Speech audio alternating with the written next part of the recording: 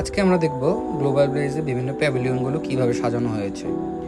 এখানে আছে Morocco, India, Lebanon আর অনেকগুলো দেশ যেগুলোর আমি নামগুলো ভুলে গেছি। কিন্তু আপনারা এইসব বিল্ডিংগুলো কত সুন্দরভাবে সাজানো হয়েছে প্যাভিলিয়নগুলো। আমরা বাংলাদেশে যেরকম স্টল দেখি না বিভিন্ন মেলার, এখানে একটা মেলাই বসেছে, কিন্তু জিনিসটা অনেক বড় পরিসরে। এই মেলাগুলো চলে হচ্ছে 6 মাস 1 বছর যাবৎ।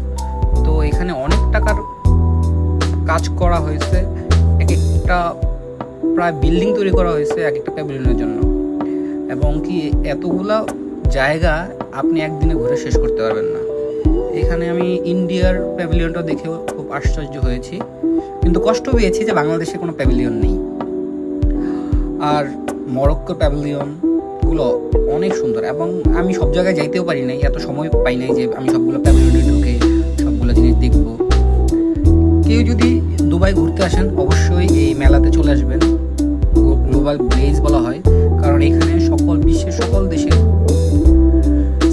বিশেষ স্থাপত্যগুলো এখানে সুন্দরভাবে তুলে ধরা হয়েছে, এবং তাদের সংস্কৃতি কীভাবে কাজ করে সকল কিছু তুলে ধরা হয়েছে। আমি ইন্ডিয়ার গেটটা দেখে অনেকটা খুশি হয়েছিলাম যে না, এশিয়ার মধ্যে ইন্ডিয়ার দেশ, আমার পাশের দেশ আছে। আশা করতেছিলাম বাংলাদেশেরটা থাকবে, কিন্তু না, এখানে বাংলাদেশে কোনো প্যাভিলিয়ন নেই। বিশ্বের অন্যান্য দেশগুলো রয়েছে, আর সেই দেশের সকল প্রকার জিনিসপত্র এখানে পাওয়া যায়, এবং তাদের সংস্কৃতি এখানে ফুটিয়ে তোলা হয়েছে তাদের স্থাপত্যকলার মাধ্যমে। আমার খুব ভালো লাগতেছিল এত সুন্দর জায়গা দেখে। কাতারের এই বিল্ডিংটা দেখে আরও ভালো লাগতেছিল যে কাতার কতটা সুন্দরভাবে তারা যে প্যাভিলিয়ন সাজিয়েছে। আমি যতটুকু জানি যে এগুলো মনে হয় বিভিন্ন দেশের নিজের উদ্যোগে তারা তাদের দেশের সংস্কৃতিকে তুলে ধরার জন্য এইসব করেছে। আর গ্লোবাল ভিলেজে আসলে অবশ্যই আপনারা অনেক দেশের অনেক সংস্কৃতি একসাথে এক জায়গায় দেখতে পারবেন।